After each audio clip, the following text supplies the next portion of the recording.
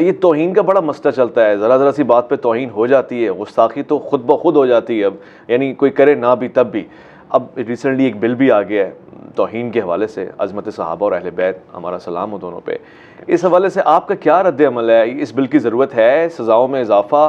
ظاہر ایک بڑی جماعت ہے جو اس کا انکار بھی کر رہی ہے، اس سے بڑی جماعت ہے جو اس کی حمایت بھی کر رہی ہے. آئی وانٹ ٹو نو کہ انجینئر مرزا صاحب کیا کہتے ہیں. دیکھیں، جو 295C ہے پاکستان کا قانون، وہ تو سب سے بڑی سزا ہے اور سب سے بڑا جرم پلانٹ ارتھ پہ اگر شرک کے بعد کوئی ہو سکتا ہے تو وہ رسول اللہ صلی اللہ علیہ وآلہ وسلم کی شان میں گستاخی ہے. مجھے بتائیں آج تک پریکٹیکلی 295C کے کانٹیکسٹ میں کتنے مجرمین کو سزا ہوئی ہے، یا کتنے مقدمات ہیں جو اپنے منطقی انجام تک پہنچے ہیں؟ اکثر بڑی عدالتوں میں جا کے فارغ ہو گئے ہیں، اور لوگوں نے اپنی ذاتی دشمنی نبھانے کی خاطر اس قسم کے الزامات لوگوں پہ لگائے، اس کا اینڈ رزلٹ کچھ بھی نہیں نکلا. تو یہ جو توہین صحابہ اور اہل بیت بل ہے، یہ تو اس سے بہت چھوٹا ہے اس کے مقابلے پہ. وہ تو 295C نبی الاسلام کی توہین سے متعلق ہے. اب توہین کی جب تک آپ ڈیفینیشن نہیں کریں گے نا، مسئلہ حل نہیں ہوگا. اچھا، ہاں جی، توہین کی جو ڈیفینیشن ہے نا، وہ تمام کے نزدیک مختلف ہے.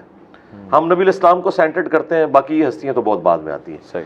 نبی صلی اللہ علیہ وآلہ وسلم کی ذات سے متعلق ایسے عقیدے کلیم کرنا جو قرآن و سنت کی روشنی میں جسٹیفائی نہیں ہے، ان لوگوں کے نزدیک جو قرآن و سنت کو فائنل اتھارٹی مانتے ہیں، ہمارے جیسے لوگ، ہم تو اسے توہین سمجھتے ہیں. صحیح. کیونکہ بخاری مسلم میں حدیث ہے، جس نے میری طرف کوئی ایسی بات منسوب کی جو میں نے نہیں فرمائی، وہ اپنا مقام جہنم میں دیکھ لے. قرآن حکیم میں اس سے بڑھ کر یہ بات آئی، وَلَا تَقُولُوا عَلَى اللَّهِ إِلَّا الْحَقِّ، اللہ سے متعلق آپ نے حق کے سوا کچھ نہیں کہنا. بے شک.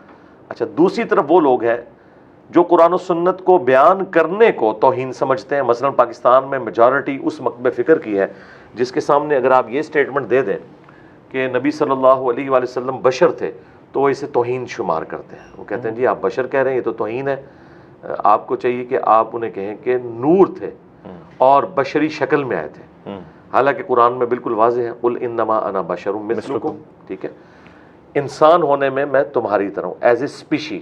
مرتبے کی بات نہیں ہو رہی، مرتبے میں تو انسانیت کو ناز ہے ان پر، کوئی بھی انسان ان کے مرتبے کا نہیں ہے. صحیح. لیکن اسپیشی تو ہے بہرحال، کیونکہ قرآن میں سورہ بنی اسرائیل میں اللہ تعالیٰ نے فرمایا اگر زمین پر فرشتے آباد ہوتے تو ہم فرشتوں میں پیغمبر بھیجتے. ایسا ہی ہے، ایسا ہی. تو یہ تو مطلب ایک ایسی خطرناک چیز ہے کہ اس کی بنیاد کے اوپر لوگ ایک دوسرے کے اوپر گستاخی کے فتوے لگاتے ہیں. اب جو توہین صحابہ اور اہل بیت بل ہے، اس میں جب تک آپ توہین کی ڈیفینیشن کو ڈیفائن نہیں کرتے، اس کے بعد یہ چیز بھی نہیں رکھتے اس میں، جو 295C میں بھی کمی ہے، کہ اگر کوئی شخص انکار کر دے کہ میں نے ایسی کوئی بات نہیں کی، میری طرف غلط منسوخ کی گئی ہے، یا سپوز اس نے کہی تھی، اس کی انٹینشن وہ نہیں تھی، یا ایون اس کی انٹینشن بھی تھی، تب بھی وہ کہتا ہے کہ آئی ایم سوری، کوئی مسئلہ نہیں، تو معافی ہونی چاہیے. لیکن یہ کہتے ہیں معافی نہیں ہوگی. بھائی سورۃ الفرقان کی آیت نمبر 69 میں اللہ تعالیٰ نے 3 بڑے گناہ گنوائے ہیں. نمبر 1 شرک، نمبر 2 بدکاری، نمبر 3 قتل ناحق. ان 3 گناہوں سے بڑا کوئی پلانٹ ارتھ پہ گناہ نہیں ہو سکتا. اچھا. حقوق العباد کے معاملے میں سب سے بڑا اگر کوئی اس میں وائلیشن کر سکتا ہے تو قتل ناحق ہے. بے حیائی کے حوالے سے بدکاری اور شرک تو وہ سب سے بڑا جرم ہے اس کائنات کا. ان 3 کے بعد اللہ تعالیٰ نے سورۃ الفرقان سورت نمبر 25 آیت نمبر 70 میں فرمایا اگر کوئی ان گناہوں سے بھی توبہ کر لے، نہ صرف ہم معاف کر دیں گے بلکہ گناہوں کو بھی نیکیوں سے بدل دیں گے. اللہ اکبر. اچھا، اب مجھے بتائیں کہ اللہ کی گستاخی کرنا بڑا گناہ ہے یا نبی صلی اللہ علیہ وآلہ وسلم کی گستاخی یا کسی صحابی یا اہل بیت کی گستاخی؟ اگر وہاں پر اگر کوئی معافی مانگ لیتا ہے تو توبہ قبول ہو جائے گی، لیکن ان کا معاملہ بالکل ڈیفرنٹ ہے. یہ کہتے ہیں نہیں، توبہ قبول نہیں ہوگی بلکہ اس کے اوپر سزا ایگزیکیوٹ ہوگی.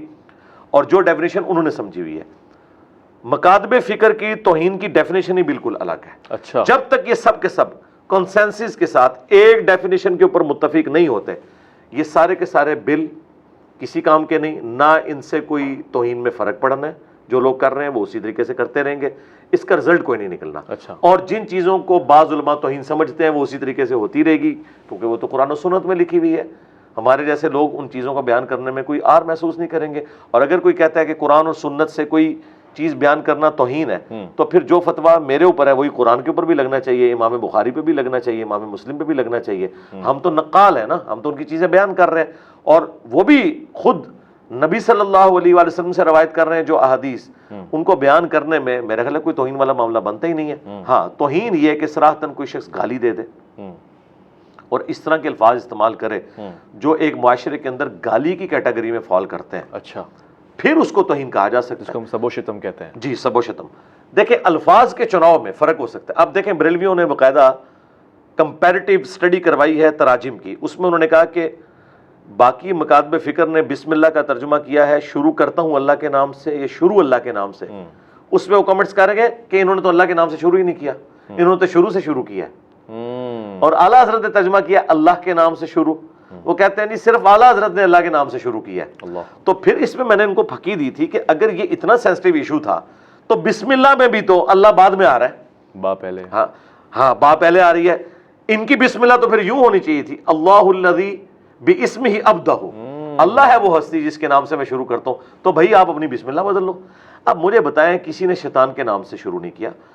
آج اگر 10 پی ایچ ڈی انگلش صحابہ کرام ہو جن کی نیٹو لینگویج عربی ہو، آپ انہیں اگر عربی والا قرآن دیں اور انہیں کہیں کہ اس کا ترجمہ انگریزی میں کرو، ساروں کے الفاظ کا چناؤ مختلف ہوگا لیکن مفہوم ایک ہوگا۔ یہ ہو ہی نہیں سکتا کہ ایک زبان دوسری میں ٹرانسلیٹ ہو تو آپ الفاظ کے چناؤ میں فرق نہ آئے، تو آئے گا۔ قصہ آدم اور ابلیس قرآن میں 7 دفعہ ہے، وہاں الفاظ کے چناؤ کا فرق ہے فٹن کرنے کے لیے، ورنہ اللہ کی اور ابلیس کی گفتگو تو ایک دفعہ ہوئی ہے نا، الفاظ تو ہر دفعہ وہی ہونے چاہیے تھے، لیکن اس کو صورتوں کے وزن میں بٹھانے کے لیے مختلف الفاظ کا استعمال کیا گیا ہے۔ تو اس سے کوئی توہین والا معاملہ تو نہیں ہو گیا، نہ کوئی آپ نے اللہ کی گفتگو کو ٹیمپر کر دیا جو شیطان کے ساتھ ہوئی ہے۔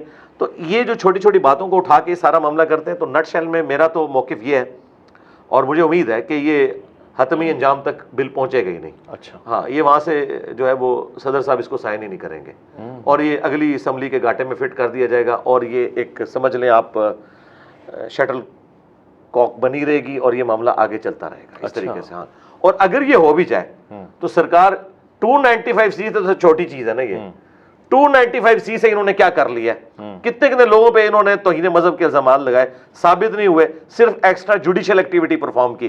ادھر بھی یہی ہوگا کہ پرفارم کچھ نہیں ہوگا، ایکسٹرا جوڈیشل ایکٹیویٹی پرفارم ہو رہی ہوگی، بس اس سے زیادہ کچھ نہیں ہوگا۔ اللہ اکبر، اللہ اکبر، بہت شکریہ، یہ بہت ہی خاص موضوع تھا اور اس پہ آپ کا جواب آنا انتہائی ضروری تھا۔